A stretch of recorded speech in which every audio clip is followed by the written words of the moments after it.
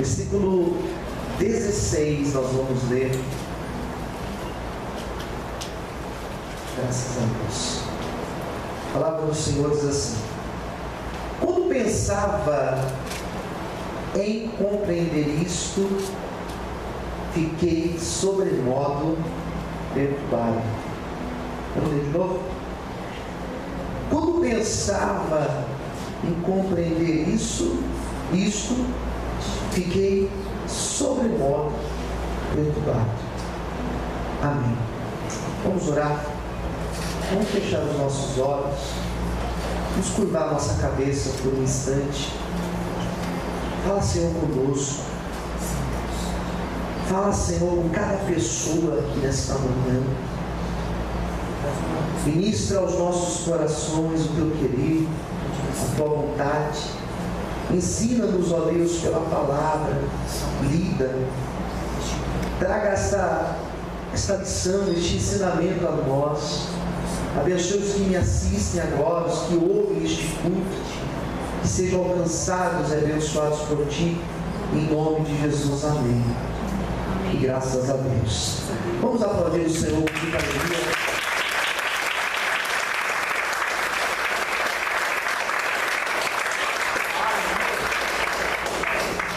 Existe uma reflexão muito interessante aqui nesse texto que eu gostaria de propor para vocês nesta manhã. Começando por uma pergunta: por que existem coisas que são tão difíceis de nós entendermos? Por que existem coisas difíceis? Eu aqui não me refiro a um cálculo, a uma conta. Aqui eu não me refiro a uma determinada disciplina na escola, na faculdade. Aqui eu me refiro às questões relacionadas à vida humana, à existência humana. Existem coisas que nós vivemos e que temos muita dificuldade de entendê-las, de compreender.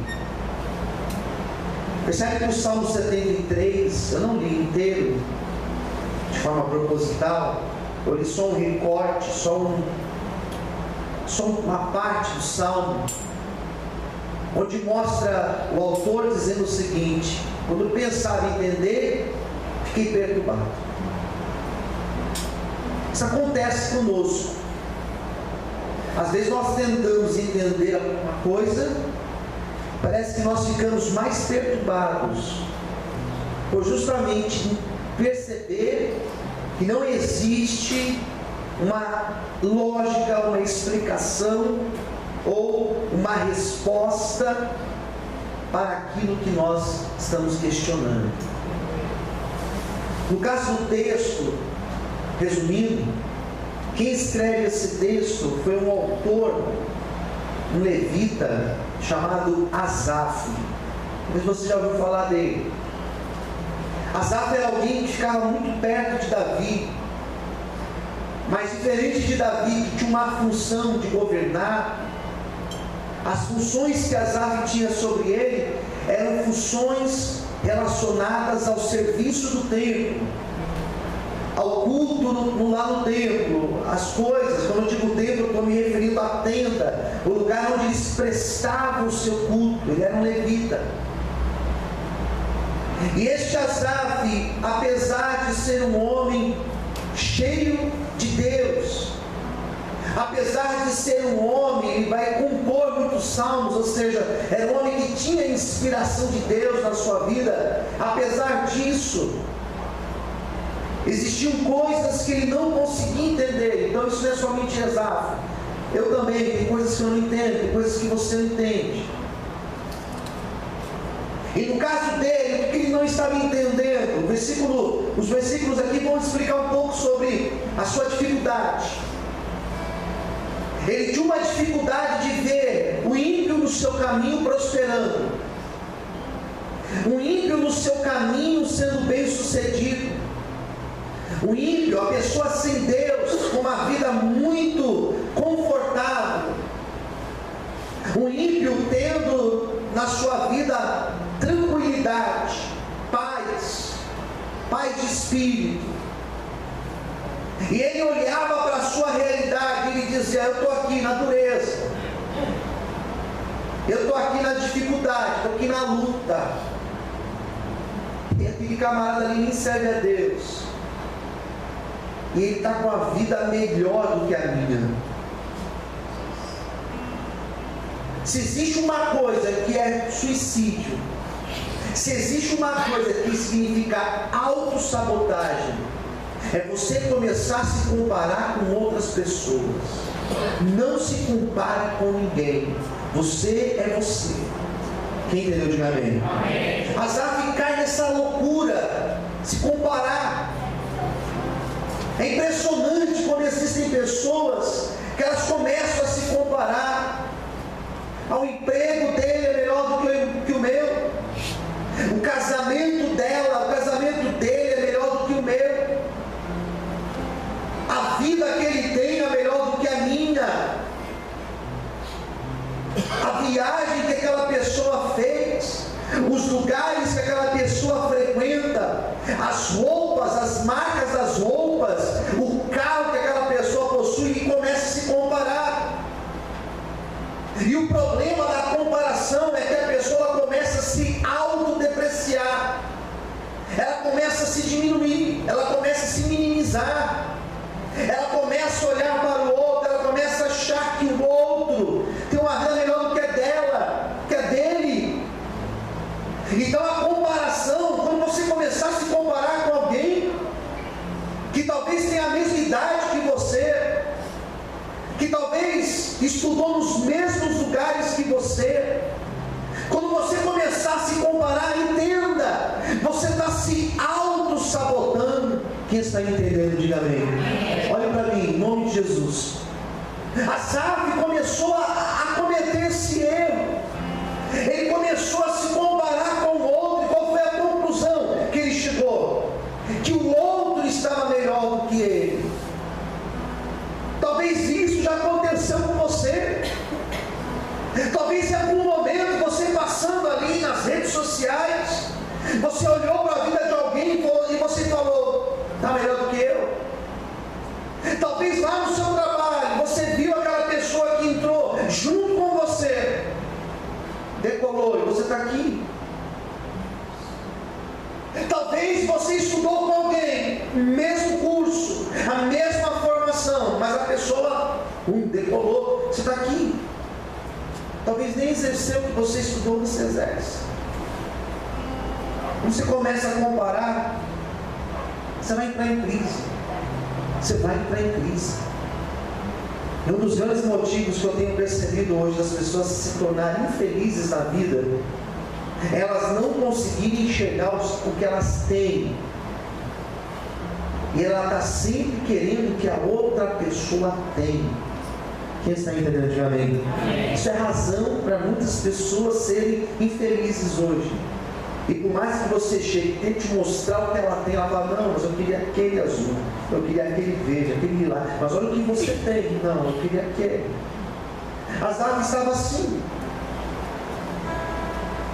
E o grande drama de Asaf é que quando ele tenta entender, ele não entende. Fiquei perturbado, diz o texto. A inveja trouxe perturbação para Asaf. Então eu separei algumas ideias aqui para a gente pensar por que existem coisas difíceis de nós compreendermos. E a primeira coisa que eu gostaria de apresentar para vocês é que na verdade existem coisas na vida que não existe uma lógica. Você não vai encontrar uma lógica, uma razão para essas coisas. Em outras palavras, tem coisas que não têm explicação. Quem entendeu, diga amém. E tentar entender o que não tem explicação, tentar compreender o que não tem resposta, você vai ficar em crise, você vai morrer em crise. Algumas pessoas chegam para mim, me perguntam, me questionam algumas coisas, acreditando que eu tenho resposta para algumas coisas. E tem coisas que eu simplesmente ouço e eu me dou o direito de dizer para a pessoa: não sei. Isso aqui não é um debate político que eu vou dar a minha tréplica, né, que fala, que eu vou dar a minha réplica, a minha resposta. Não sei. Mas como que o pastor não sabe? Não sei. Por que uns prosperam e outros não? Existem algumas razões, mas no caso de Asaf aqui, ele não entende. Ou seja, existem coisas que nós não entendemos. E o pior de tudo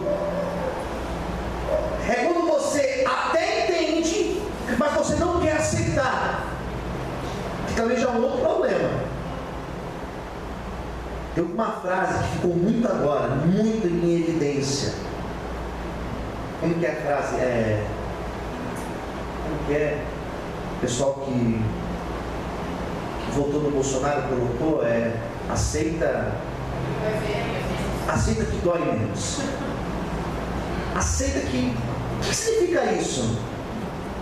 Aceita. Então você percebe que existem coisas na vida que elas vêm justamente com essa frase embaixo: aceita. Tem uma lógica, pastor? Tem uma explicação? Não tem, mas nós temos que aceitar.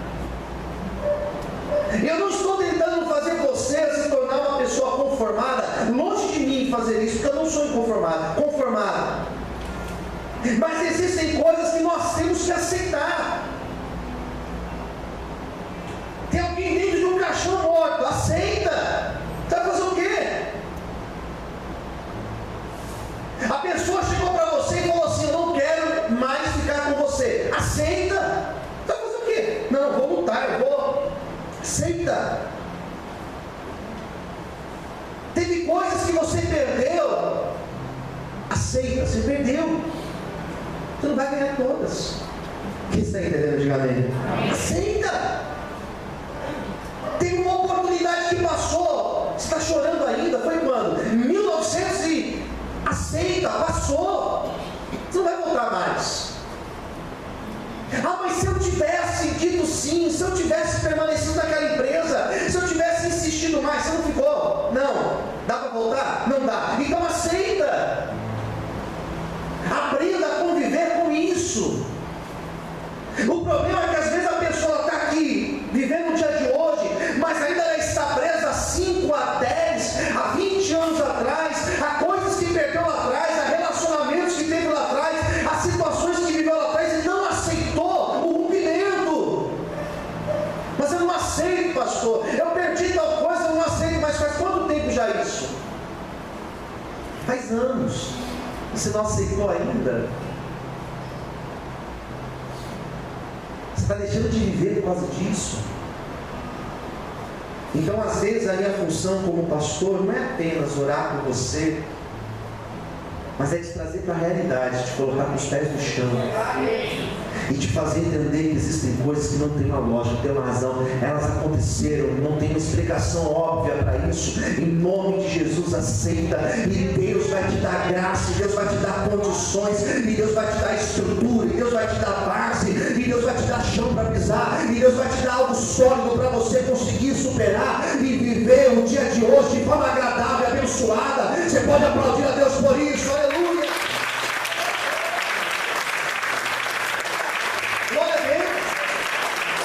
Aceita. Fica postando lá. Mas porque aceita. Foi. Pronto. Tem coisas na vida que a gente tem que aceitar, queridos. Quem entendeu? Diga amém. Amém. Tem coisa que não vai adiantar orar. Passou. Uma oportunidade passou. Já dizendo, passou. Agora Deus vai trazer outras coisas para você. Amém. Quem entendeu? Diga amém. Amém. Vamos lá. Segunda coisa. Se existe uma coisa difícil de nós entendermos, hoje tomando café eu estava pensando nisso. Tem algo muito difícil de nós entendermos. É o tempo. Tempo de Deus. Nosso tempo. O relógio de Deus está num tempo, está numa velocidade diferente da nossa. que não agora? Você já fez essa pergunta? Por que não deu certo hoje? Por que não era hoje? Quem entendeu, diga amém. Amém. Por que não foi dessa vez, pastor? Porque não era dessa vez. Mas Deus falou que vai fazer, Ele falou que vai fazer. Se Ele falou, é porque Ele já fez. Amém. Se Ele falou, é porque Ele já fez. É que nós não estamos ainda prontos para viver. Eu tenho dito isso aqui na igreja, quando Deus promete alguma coisa, não é porque Ele vai fazer, Ele já fez. Ele está dizendo, agora no tempo certo acontece na tua vida. E o problema é que nós recebemos uma promessa de Deus, alimentamos o nosso coração de esperança, de expectativa. A gente vem para o culto e parece que a palavra ela é toda para nós, amém. Eu fico feliz quando alguém escreve isso. Ah, o pastor falou totalmente o que eu precisava ouvir, eu fico tão feliz. Pastor, parecia que estava só eu na igreja. Parece que alguém contou minha vida. Não, foi Deus que falou com você. É que às vezes Deus fala, mas Deus fala dentro de um tempo. E nós ainda não estamos nesse tempo. E nós ainda não estamos prontos. Nós estamos pensando aqui no dia de hoje, no dia de amanhã. Nós estamos calculando os dias, os anos, os meses. E Deus falou que vai fazer. Então espera o tempo de Deus. Se você tentar entender o tempo de Deus, se você tentar compreender o presente, passado e futuro, olhando para Deus, você não vai entender. Por isso que aos Hebreus está escrito que Deus é o mesmo ontem, hoje e eternamente. Ele é eterno, Ele está dentro de uma outra realidade, é um outro tempo. Então se você ainda não está vivendo o que Deus prometeu, espere o tempo dele, ainda que você não esteja entendendo nada hoje, vale a pena esperar em Deus. Você pode glorificar e exaltar ao Senhor por isso. Aplauda o Senhor mais forte. Glória a Deus. Fala para quem está ao seu lado, espere o tempo de Deus na sua vida. Espere o tempo de Deus. Existem coisas que são difíceis de nós entendermos. E eu tenho aprendido uma coisa, com muita dificuldade. Eu tenho aprendido a enxergar os meus limites. Que é difícil de entender, pastor, o quanto nós somos limitados. Você é limitado. Fala para quem está perto de você. Você é limitado. Tem limite. Olha para mim. Você tem esgotamento. Eu tenho dificuldade. Eu tinha dificuldade em muitos momentos da minha vida. Eu tive essa dificuldade de entender o meu esgotamento. Até que a máquina do corpo começou a dar as falhas, né? Se existe algo que é difícil de nós compreendermos, é quando nós somos fracos. Que parece que não, parece que nós somos tão fortes, tão determinados, tão cheios de garra. De repente Deus permite algo acontecer, para justamente mostrar o quanto nós somos fracos.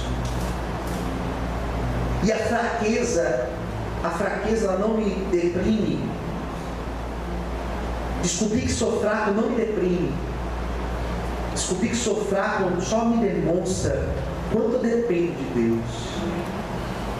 O quanto os meus projetos dependem de Deus. Quem entendeu, diga amém. Amém. Olhar para os meus resultados, olhar para os meus resultados vitoriosos, isso me enche de orgulho. Olhar para os meus resultados de vitória, isso me enche de alegria. Mas olhar para os meus fracassos, olhar para as minhas quedas, não pode me deprimir, ainda que eu não entenda. Mas essas coisas têm que me fazer entender que eu sou limitado e que eu dependo de Deus. Glória a Deus. Se existe um texto bíblico que fala muito dessa demonstração, dessa relação de fraqueza e dependência de Deus, foi o que Paulo escreveu. Quando eu estou fraco, é aí que eu, na verdade, estou forte. Fraco nós somos. Mas um fraco na dependência de Deus, um fraco dependendo do Senhor,